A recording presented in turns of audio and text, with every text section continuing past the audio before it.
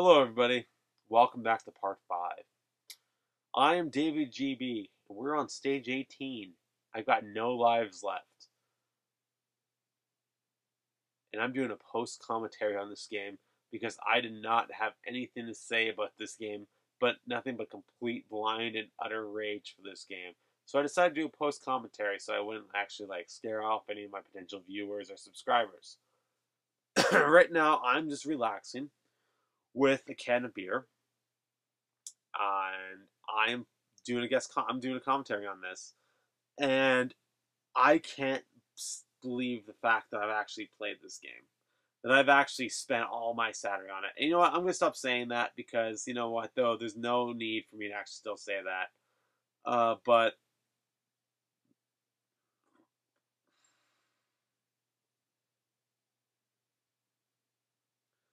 I will not get angry and stuff like that on camera and stuff like that, which I already did. But I'm honestly exhausted. Uh, I went out after I was finished this LP and waiting for it all to process and to make it into a video file. And I went out for a bit to get some air and to get some food.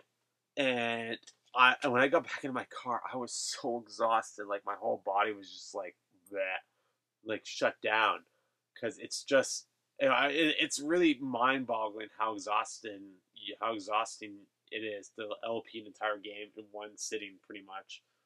By one sitting, I mean one day.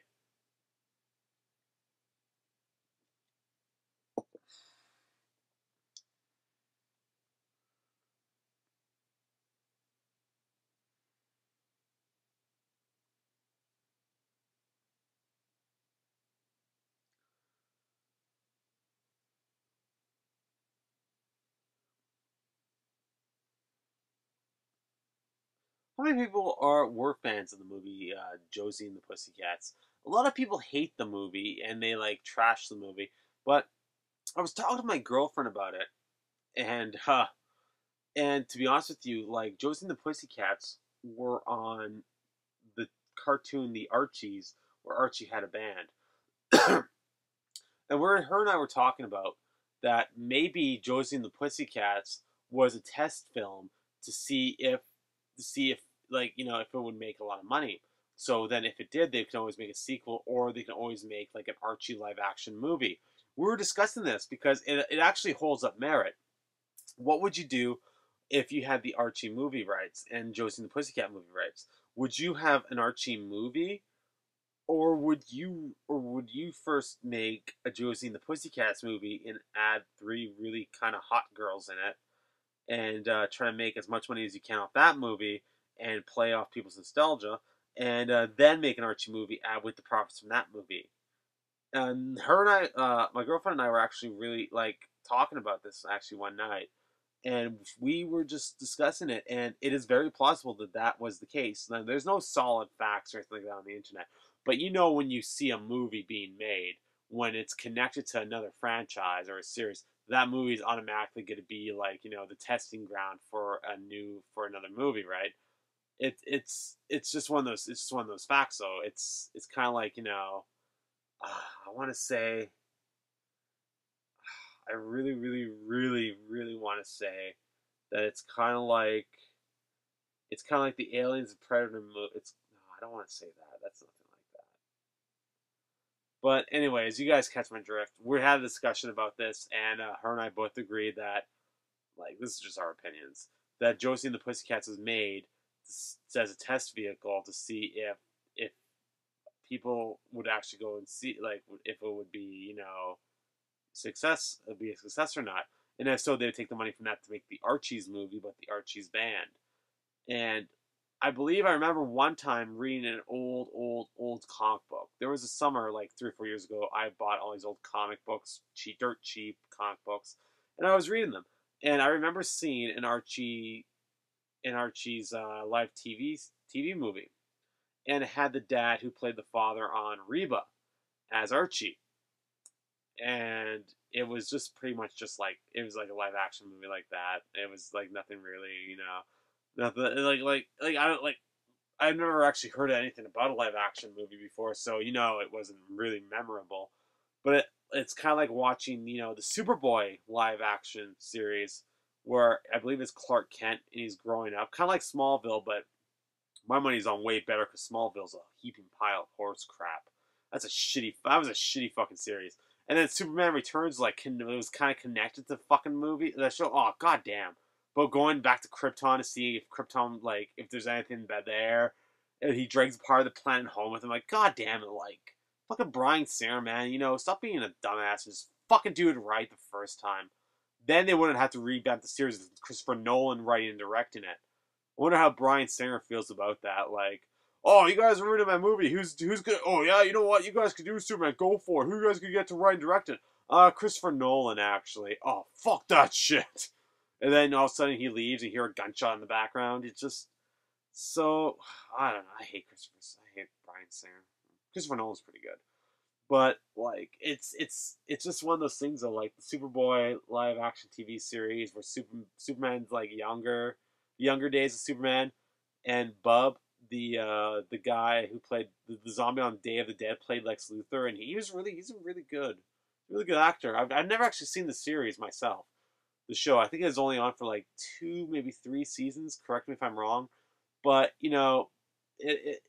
it must have been good though, because there was a comic book series on it and everything, and there was a lot of there's a lot of people liking that show. If you have a comic book series about it, that goes on for during the run of the actual show, and I know a lot of people are going to be like, but DaveyGB, there are tons of comic books like that, series like that go on with the show though. But it makes you wonder though, looking now though, how many comic book series do you see made on TV shows, or even back in the mid and late '90s, you hardly saw any shows like that. The only comic book series I remember coming out with the TV show was Spawn and the X-Files. I couldn't really remember anything else having that kind of magnitude. I think if your show is a hit, and a comic book series comes out with it, you're doing pretty good as a show, because I can't see them actually investing more money into a show if it fails.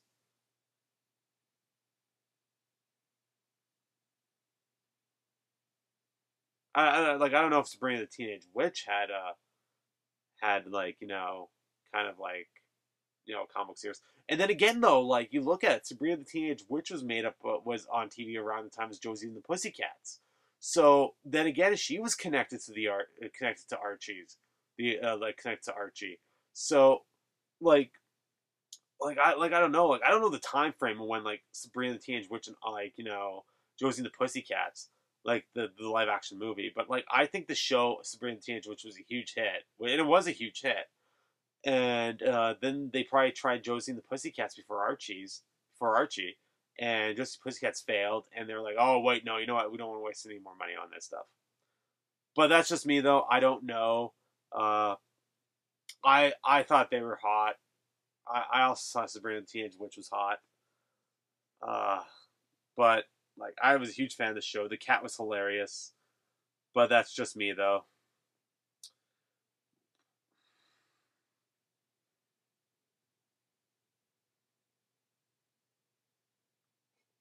Finally. Oh, stage 20, eh? Well, time for another break, I guess. And that was a little break I took to go to the bathroom, I think.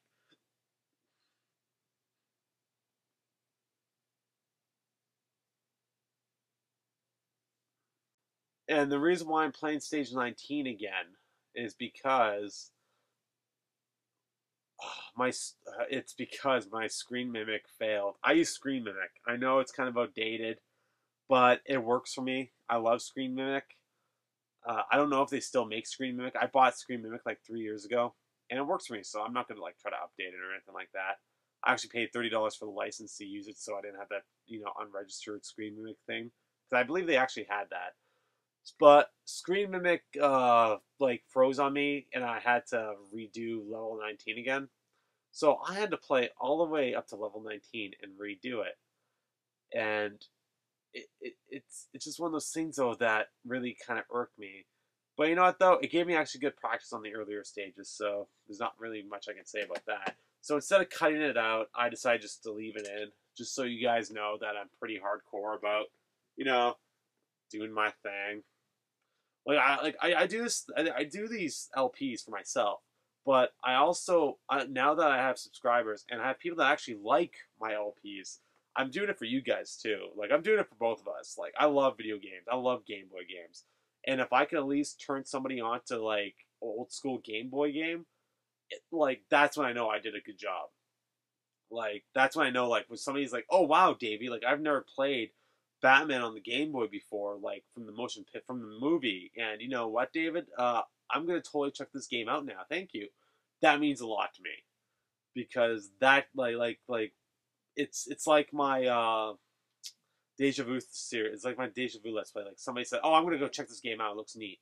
It's a little game that looks neat, and it means a lot to me because you know what? These games are from my generation. These games are from my past, and you know what? They're little like these games prove that you do not like nowadays people who play them. These games prove that you don't need a $20 million budget to make a video game enjoyable and replayable for generations to come. Like 20 years from now, do you think like no not I shouldn't say 20 years from now, 5 years from now, do you think anybody's gonna be playing like Halo 3 or any of the new Halo games that came out? Like no, like nowadays, like who plays Halo 1 now? Like I know nobody who plays Halo 1 or Halo 2. And those games were made like 4, 5, 6 years ago. Like there's no replay value on the original Halo games. In my opinion, personally, because I bought Halo 2 and I tried playing that game like last week and I can't play it. I don't know though, but like these old games, like they actually have replay value. And you know what though? Like even though I hate this game, and I ragged on it in my first part. Like looking at this game now, knowing that there's only 24 levels, it gives you that challenge. It gives you that feel to actually beat this game. Like I have that feel right now that I want to beat this game no matter what. Even though this is post commentary, I like when I was at this point going crazy listening to music, I knew there's 24 levels, and I was so stoked to actually play it. To get not to play it, but to play this far because I knew like I was coming close to it. But I'm just saying though, like Super Mario Land or like Halo, like which one do you think? Which one do you guys think are going to play it? I'm really tired, so I do apologize if I'm rambling on.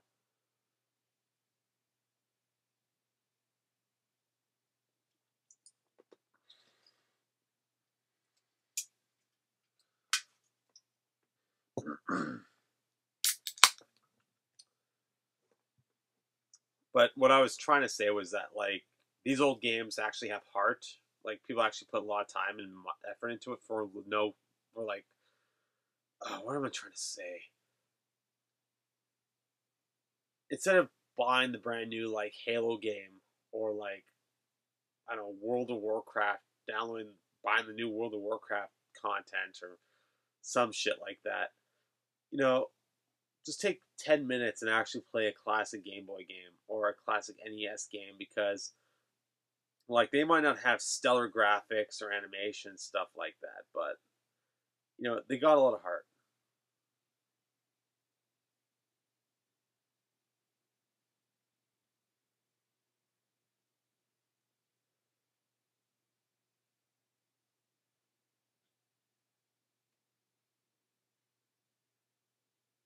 But I do apologize to you guys for rambling on. I don't mean to. It's just so tiring.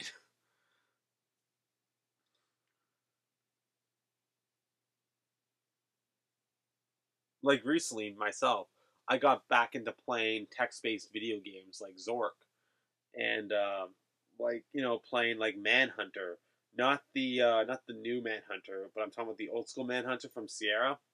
Like those text graphical based games, those are fun. But I am running a little bit long on part five, so stay tuned for part six, and I will talk to you guys in a little bit. I'm DaveyGB. Thank you for watching.